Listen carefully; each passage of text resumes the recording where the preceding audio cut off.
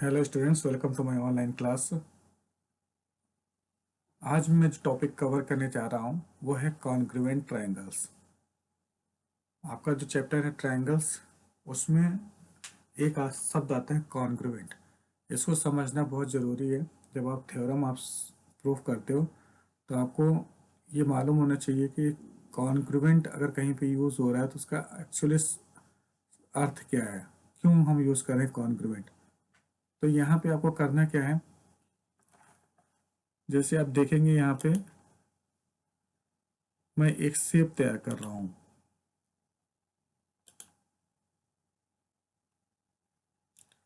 जैसे एक ट्रायंगल मैंने यहाँ पे लिया, एक ट्रायंगल है यहाँ पे, और मैं इसे ड्रॉ करता हूँ यहाँ पे।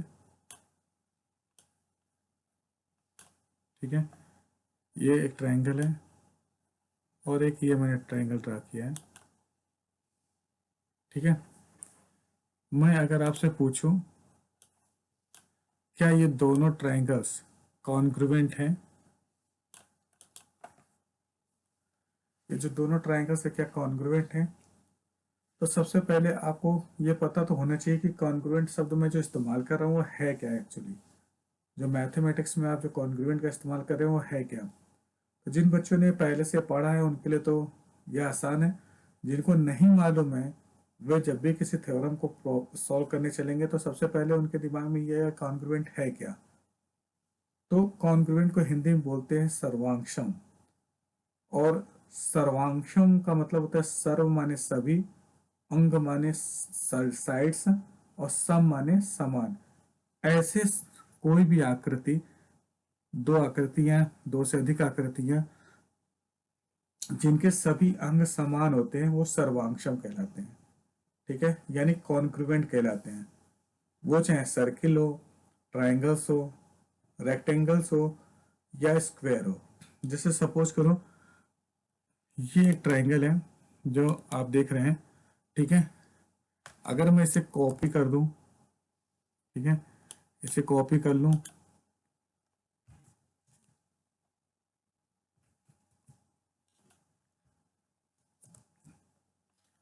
तो ये जो इसको ट्रायंगल में मान लो ए लिख दिया मैंने, इसको लिख दी,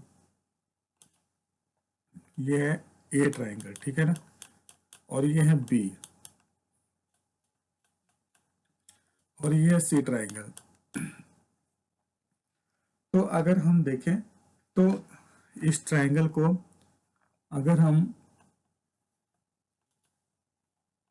उठा के इसके ऊपर रखें तो आपको दिख रहा है कि ये ट्रायंगल जिसकी जो साइड्स हैं वो पीछे वाली ट्रायंगल्स को कवर नहीं कर रही हैं। मतलब इस ट्रायंगल का कोई भी साइड जो है सिमिलर नहीं है। जबकि मैंने यहाँ पे जो कॉपी क्रिएट की है, अगर इसको मैं इसके ऊपर रखूं तो देखिए ये पूरी की पूरी ट्रायंगल्स कवर हो जाती है, आपको पीछे की ट्रायंगल दिखेगी ही नहीं। ठीक है, ऐसे ट्रायंगल, दो ट्रायंगल्स जिनके सारे साइड्स आपस में समान होते हैं। जैसे इसी कंडीशन में ये साइड इस साइड्स के, ये साइड इस साइड के समान है, और ये साइड इस साइड के समान है। नाउ अगर आपको ये लग रहा होगा कि ये तो मैंने कॉपी कर दिया तो सारे साइड्स इक्वल है, शेप आपका कुछ भी हो सकता है। जैसे मैं यहाँ पे एक ड्रॉ करता हूँ। ठीक है, ये मैंने एक ड्रॉ कर दिया है ट्रायंगल।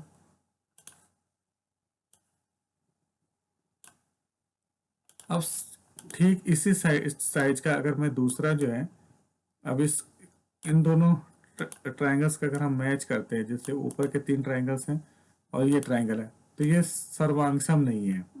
सर्वांगसम का मतलब होता है उसका मिरर इमेज, कि अगर उसके ऊपर हम दो ट्रायंगल्स हमारे पास है, अगर हम एक के ऊपर एक रख दें तो दोनों एक जैसे दिखने चाहिए। मतलब नीचे वाला कवर हो जाए ऊपर से, लगे ही ना कि जो है छोटा भी नहीं होना चाहिए, बड़ा भी नहीं चाहिए, बिल्कुल सारे अंक समान होने चाहिए। इसको बोलते हैं कॉन्ग्रुएंट, जिसको हम मैथमेटिक्स में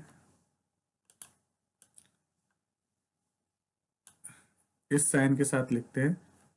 ठीक है,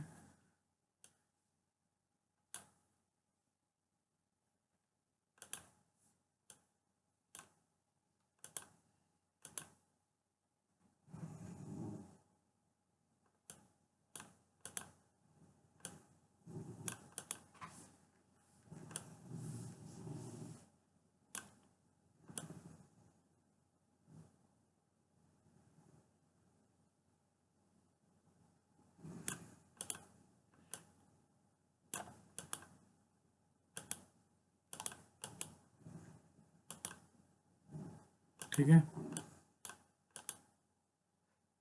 तो हम, अगर मैं अपने पेन का इस्तेमाल करूँ, छोड़िए आर्ट, अगर मैं बताऊं तो मैं ये, हम जो है दो सीधी लाइन और ऐसे, जैसे अगर सपोज करिए ये ट्राइंगल हमारा ए बी एंड सी है, ये हमारा डी ई और एफ है, तो हम यहाँ पे जब लिखेंगे तो लिखेंगे triangle A B C is congruent, ये सीधी लाइन है, दो सीधी लाइन और एक थोड़े कर्व के साथ, फिर इसमें लिखेंगे ट्राइंगल डी ई एफ। अगर मान लीजिए ये है के एम एन, तो यहाँ पे हम लिखेंगे ट्राइंगल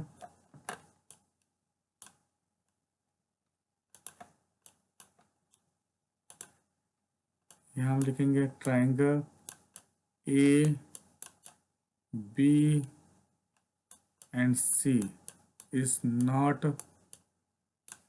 congruent to triangle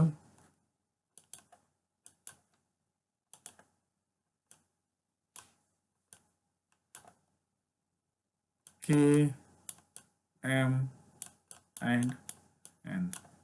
तो ये दोनों जो ट्राइंगल्स हैं ये कॉन्ग्रुएंट नहीं है, जबकि ये दोनों ट्राइंगल्स कॉन्ग्रुएंट हैं। हम एक और एग्जांपल लेते हैं किसी दूसरे का, ठीक है। जैसे सपोज करिए कि हमने ले लिया एक ये आकृति है जो लगभग रेक्टेंगल है, ठीक है, और हम एक दूसरा ऐसे ही एक रेक्टेंगल यहाँ पे ड्रॉ करते हैं, ठीक है। अब अगर पूछा जाए क्या ये एक दूसरे के सिमिलर हैं, तो देखने में सिमिलर है, दोनों स्क्वायर है, ठीक है ना। अब अगर ये कह दें क्या ये कॉन्ग्रुएंट है, नहीं। अगर आप इसके ऊपर रखेंगे, देखिए इनके कोई भी साइड्स बराबर नहीं है, और अगर आप इसको इसके ऊपर रख देंगे तो भी आप देखेंगे कोई भी साइड बराबर नहीं है। तो ये दोनों जो है इसको जो स्क्वायर है वो कॉन्ग्रुएंट नहीं है। लेकिन मैं अगर इसको कॉपी करके इसे पेस्ट कर दूं, तो अब ये जो नया आपके पास दिख रहा है स्क्वायर, इसके सारे अंग ये दूसरे वाले जो आकृति है उसके बिल्कुल समान है, एक के ऊपर एक मिरर इमेज है, देख रहे हैं। तो ये दोनों कॉन्ग्रुएंट कहलाएंगे। तो यहाँ पे जो कॉन्ग्रुएंट शब्द है उसका मतलब होता है सर्व अंग समान। ऐसे जो दो ट्राइंगल्स जिनके सारे साइड्स आपस में बराबर होते हैं उन्हें हम बोलते हैं कॉन्ग्रुएंट ट्राइंगल्स। मुझे लगता है इतना क्लियर होगा आपको, ठीक है। तो और इससे मैथमेटिक्स में कैसे शो करते हैं ये भी मैंने आपको बता दिया। अगेन मैं आपको बता देता हूँ, टू इक्वल साइंस होते हैं और एक कर्व के साथ लाइन होती है, इसका मतलब होता है कॉन्ग्रुएंट। जैसे अगर दो ट्राइंगल्स कॉन्ग्रुएंट हैं तो उनको लिखेंगे triangle A B C is congruent to triangle D E and F. तो इससे जो पता चल जाएगा कि जो दोनों ट्राइंगल हैं वो सर्वांग समान है, यानी एक साइड्स के हैं। तो अब इससे फ़ायदा क्या होगा, आपको थ्योरम में फ़ायदा क्या होगा ये भी मैं आपको बता देता हूँ। जैसे सपोज करिए कि आपके पास टू ट्राइंगल्स हैं, ठीक है ना।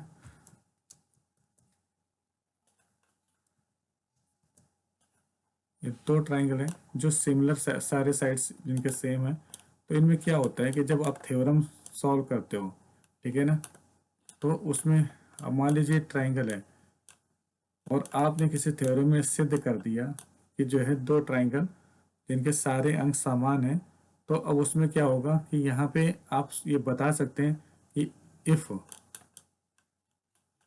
ए B is equal to D E, B C is equal to E C and C A is equal to C D. अगर आपको ये मालूम है सर्वांग समान, यानी A B is equal to D E, B C is equal to C E C and C A is equal to D C. अगर ये आपको पता है तो आपको ये भी मालूम हो जाएगा कि angle A is equal to angle D, angle B is equal to angle E, angle C is equal to angle, यहाँ पे एफ मान लीजिए क्योंकि सी हमने यूज़ कर लिया, सॉरी, ठीक है। तो यहाँ पे ई एफ हो जाएगा और यहाँ पे ई डी हो जाएगा, ठीक है। सॉरी गलती के लिए, sorry, E F F D, इसको मिटा देते हैं वरना कन्फ्यूज़न रहेगी। यहाँ पे होगा एफ डी, ठीक है। तो एफ डी यहाँ पे हो गया एफ डी। तो ये जब हमको ये पता चल गया तो जो सिमिलर साइड, जो साइड्स हैं उनके सामने के जो एंगल है ना वो भी सिमिलर होंगे। तो यहाँ पे आपको थ्योरम को सॉल्व करने में बहुत मदद मिलेगी जब आपको ये पता चल जाएगा कि यहाँ पे टू ट्राइंगल्स जो है हमारे कॉन्ग्रुवेंट हैं, सर्वांक्षम है। तो आपका जो है ये पता चल जाएगा एक कि उनके जो साइड्स कौन कौन से इक्वल हैं, और दूसरा आपको ये पता चल जाएगा कि कौन से एंगल जो है वो आपस में इक्वल हैं, ठीक है ना। सिमिलर साइड के जो एंगल्स होंगे वो इक्वल होंगे, ठीक है।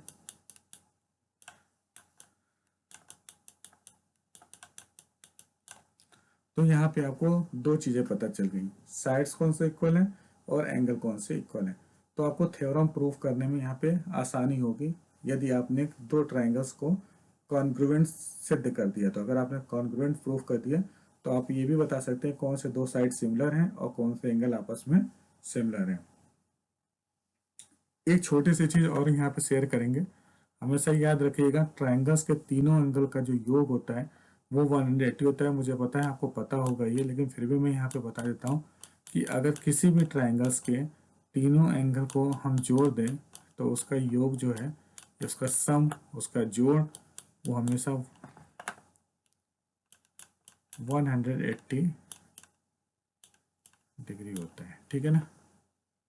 तो अभी तो फिलहाल में यहाँ पे ये कॉन्ग्रुएंट, मुझे लगता है आप लोगों को समझ में आ गया होगा कॉन्ग्रुएंट शब्द क्या है यहाँ पे और कॉन्ग्रुएंट ट्राइंगल से क्या मतलब है, ठीक है। टू सिमिलर ट्राइंगल्स, और वो किसी भी शेप में हो सकते हैं, ठीक है, उसका शेप मैटर नहीं करता। सपोज करिए ऐसे एक ट्राइंगल्स हैं, तो इसी तरीके का अगर सिमिलर साइज का दूसरा ट्राइंगल है तो मतलब ये दोनों ट्राइंगल्स आपस में कॉन्ग्रुएंट हैं, ठीक है। ओके स्टूडेंट्स, अगर आपके माइंड में कोई डाउट्स हो तो आप जरूर क्लियर कर लीजिए। क्वेश्चन आपके जो भी आप पूछेंगे वो हमेशा मेरे लिए वेलकम है। तो आप लोग अपने डाउट्स ना रखें, अगर कोई प्रश्न आपके माइंड में आता है तो आप ज़रूर पूछें। अभी मैं अपना क्लासिंग ओवर कर रहा हूँ, ठीक है। और जैसे जैसे हम ये बेसिक्स कंप्लीट करते जा रहे हैं, समझ लीजिए कि हमारा चैप्टर भी क्विकली कंप्लीट हो जाएगा, ट्रायंगल चैप्टर्स। और सबसे बड़ी बात है कि जो इन बेसिक्स पे आपके सवाल आएंगे, जो आप प्रश्न होंगे उसमें आपको कोई डाउट्स नहीं रहेंगे, और जो सॉल्यूशन आप दे के आएंगे वो आपके 100% करेक्ट होंगे और आपको फुल मार्क्स दिलाने में काफ़ी मदद करेंगे।